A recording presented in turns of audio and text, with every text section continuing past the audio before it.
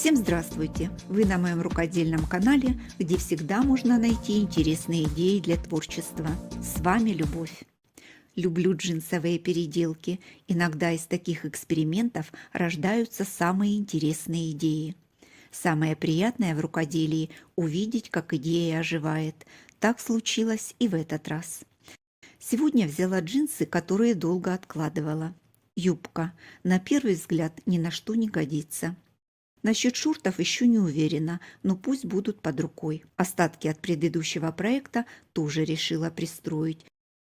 Нашла такие вот небольшие кусочки и добавила для основы детали покрупнее. Теперь буду творить. За вдохновением ходила на Pinterest. Мне нравятся такие интерьерные картины. Люди пошли дальше и начали оформлять так целые стены. Рукодельницы в этом стиле делают предметы интерьера. Я решила в этом стиле собрать блоки из джинсовых обрезков. На листах бумаги формата А4 набросаю шаблоны для будущих блоков. Можно найти подходящие картинки и на их основе сделать шаблоны, а можно включить свою фантазию и дать ей разгуляться. Все варианты хороши. Размеры листа бумаги меня вполне устраивают. Возьму их за основу блоков для коврика. Утеплять его буду синтепоном. У меня силиконизированный 100 грамм на метр. Попробовала вырезать по шаблону. Поняла, что это долго. Нарезала полосы нужного размера на всю ширину синтепона и потом разрезала его по шаблону. Так вышло намного быстрее и работать было удобнее. Из старой простыни сделала подложки для блоков. Я их не вырезала, а просто разрывала. Получились прямоугольники правильной формы, и времени на это ушло гораздо меньше. Размер сделала с небольшим запасом на стежку и на подровнять. Утеплитель нарезала сразу для всех блоков, чтобы больше на него не отвлекаться. Подготовленные шаблоны разрежу на отдельные детали. Начну с кусков побольше, потом буду собирать из того, что останется. По шаблонам вырезала детали с припусками на сборку. Подложка. Сверху кладу синтепон и начинаю собирать блок. Сверху оставлю срез, который меньше осыпается. Обязательно все детали закреплю с подложкой и утеплителем. Второй вариант сборки без шаблона. Просто подбираю детали на свое усмотрение из того, что вижу перед собой. Для соединения деталей нитки буду использовать мультиколор. Хочу заметить, что они очень прочные. Для соединения строчку выбрала трикотажную, называется соты. Она одновременно соединит детали и обработает срезы.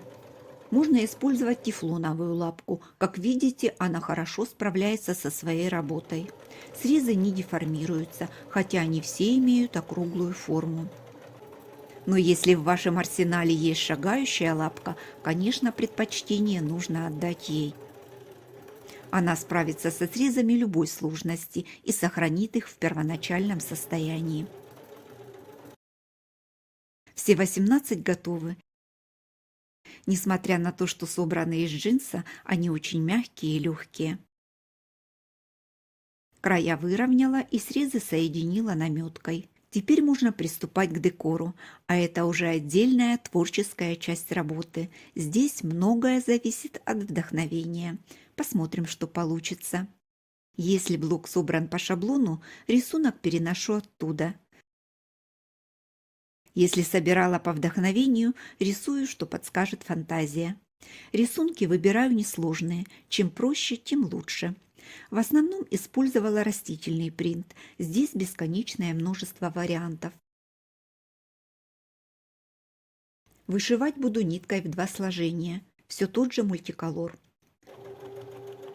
Лапку взяла для вышивания. У нее увеличен обзор, хорошо видна разметка. Не нужно приглядываться или догадываться, куда вести иглу. За счет большого выреза лапка не сильно прижимает ткань к транспортеру, и есть возможность участвовать в передвижении ткани. Не всегда прокладываю строчку четко по контуру рисунка. Все довольно приблизительно, как удается повернуть ткань, чтобы делать меньше остановок. Это, конечно, не мастер-класс по вышивке, просто показала, как это делаю я. В данном проекте большая точность мне не нужна, просто получаю удовольствие от процесса. После вышивки блоки обязательно отпариваю, чтобы все уляглось, строчки выровнялись, а ткань приняла свой окончательный вид. Утюгом ткань сильно не прижимаю, слегка, чтобы синтепон не потерял объем. Под паром ткань становится мягче, швы разглаживаются, и блок выглядит аккуратнее. Все 18 блоков готовы. Вот они. Их спокойно можно держать на одной руке. Часто говорят, что джинсовые вещи тяжелые. Ничего подобного. Подложка и синтепон практически невесомы, а джинсов в блоке не так много. Даже сама не ожидала, что получится так интересно и необычно. Каждый блок живет своей жизнью, не похож на другой. У каждого свой цвет, свой характер и настроение. Получилось оригинально и незаезженно. Если хотите, чтобы блоки оставались мягкими, не увлекайтесь вышивкой. Чем больше вышивки, тем плотнее блоки. Вот эти блоки мне удалось собрать из юбки, которая на первый взгляд была совсем непригодная.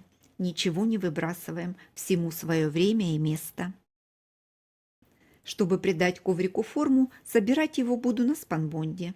Это не тканый материал, я взяла плотность 100 грамм на метр. С одной стороны он более гладкий, с другой шероховатый. Эту сторону сделаю наружной. Для начала размечу сетку. По краям оставлю припуски для обработки срезов.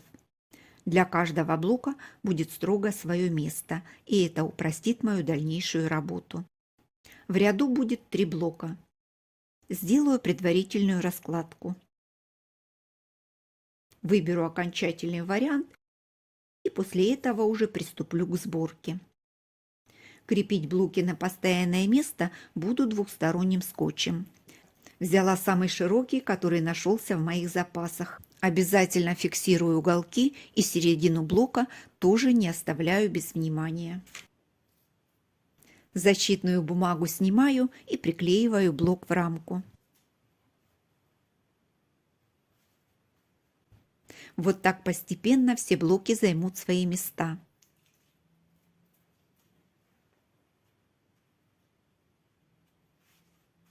Сборка с использованием скотча упрощает работу. Все получается намного быстрее. Размер блоков достаточно большой, и я хочу дополнительно соединить их с подложкой. Размечу линии вдоль блоков по центру. Полотно получается большого размера, поэтому освободила весь стол и еще гладильную доску подставила, чтобы ничего не свисало и не тянуло. Работала стоя. С тех пор, как начала шить одеяло, поняла, что мне так намного удобнее. Лапку я поменяла на шагающую, здесь без нее не обойтись. Попадается джинс стречевый, и без защипов его прошить сложно. Скотч хорошо держит блоки на своих местах. Я их придерживаю и слегка натягиваю под лапкой в стороны, чтобы избежать защипов. Соединение между блоками закрою полоской из спанбонда шириной 3 см. При желании припуски можно заутюжить, но нужно учесть, что спанбонд можно гладить только на среднем нагреве утюга, он не держит высоких температур. Я полоски не заутюживала, подгибала, закалывала булавками и прокладывала строчку. Лапку поменяла на тефлоновую. Вторую сторону подгибала во время стачивания, небольшими участками, шаг за шагом, не спеша. Спанбонд хорошо держит форму, и работать с ним удобно.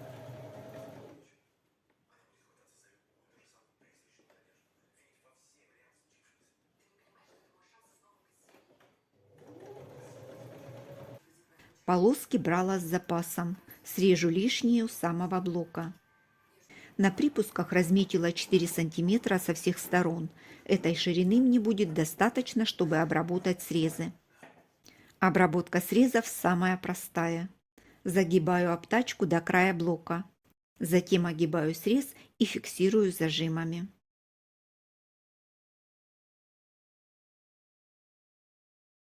На углу формирую уголок под 45 градусов.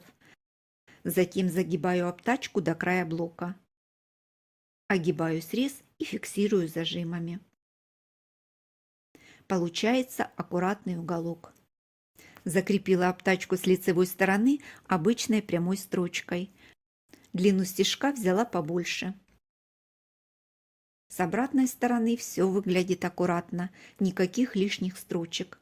Подкладка соединена с основой. Не люблю, когда каждая живет своей жизнью. Такие блоки можно использовать при пошиве разных изделий. Фантазия подскажет, куда их применить. Главное, не бояться пробовать и творить.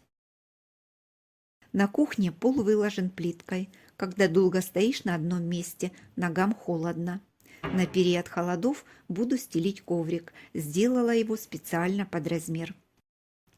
Люблю этот момент, когда смотришь на готовую работу и думаешь: вот оно, получилось, и даже лучше, чем я себе представляла. Жду ваших комментариев. Делиться своими идеями теперь можно в моем телеграм-канале.